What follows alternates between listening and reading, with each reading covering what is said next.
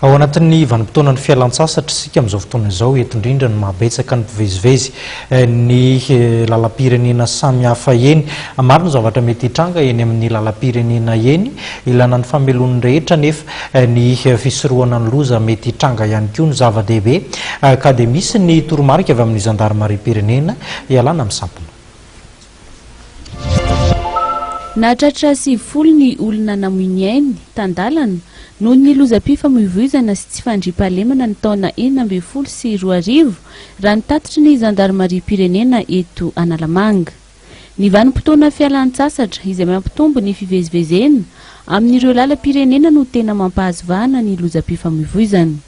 Mamerina ny tokony anajan'ny rehetra ny fitsipika mifehy ny fifamoivoizana ny eo anivon'ny zandarmarim-pirenena. Ao anatin'ny fialan-tsasatra moa zany isika ny tonivon'ny gendarmerie Analamanga tamin'ny fotoana fanombohan'izao fotoana fialan-tsasatra izao izay rahantsika mahafantatra fa maro mivezivezy ary singanina manokana ny amin'ny fivezivezena amin'ny lalam-pirenena fahaefatra. Tamin'ny fotoana fanombohan'ny fialan-tsasatra dia efa resaka nampatia manentana ny mpampiasa lalana zany amin'ny fanajana ny fitsipika mifehan'izany fampiasana lalana izany. Efa ho anivony mihitsy indrindra koa zao isika zao miamitombo ireo mivezivezy dia mbola mamerina hatrany hatrany zany ny amin'ny fanetanana ny mpampiasa lalana ny anivon'ny gendarmerie mba ahafahantsika misoroka anireo loza izay rahantsika mahafantatra fa loza izay mety tonga hatrany amin'ny famoizana ain'olona. Mikasika ny fiarovana ny ain'ny mpandeha amin'ny fanafiana, misy ny fepetra noraisiny teo anivon'ny zandarmarim-pirenena sy ny mpitatitra. Ny lalam-pirenena fahaefatra kosa izay sahan'ny gendarmerie manokana zany dia hita amin'ny lalana iny manomokatra eo an-dranovelona dia tsy maintsy ao anatin'ny convoi ahitana mpitandro filaminana zany, ahitana zandary ny mizotra indrindra mandritry ny alina mahazo makany amin'ny faritra Mahajanga. Toy izay ihany koa amin'ny fotoana izay fiverena ireo fiara ireo na ny fiara izay hiditra mankaty Antananarivo dia misy toerana tsy maintsy kambanan'izy ireo zany hanamorana ny fiambenana na ny fandalovany amin'ireo faritra mety mampiahiahy.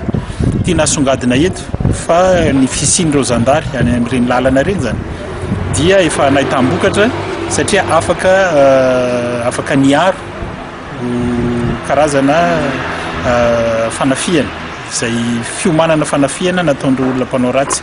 Ny 5 amin'izy ireo izay tratra teny amin'ny lalam-pirenena fahaefatra iny dia efa natolotra ny fitsarana atao amin'ny fitsarana kazobe dia efa voatazona ponja amin'izao tsika miteny izao. Anisan'ny fepetra hampiarina amin'izao fotoana izao eto amin'ny faritra Analamanga ny fametrahana ny amende forfaitaire. Ao anatin'ny fanamarihana 20 taona ny fiangonana Apokalipsy eto Madagasikara. Sy ho fankafana ny fanamarihana 20 taona ny radio fanambarana.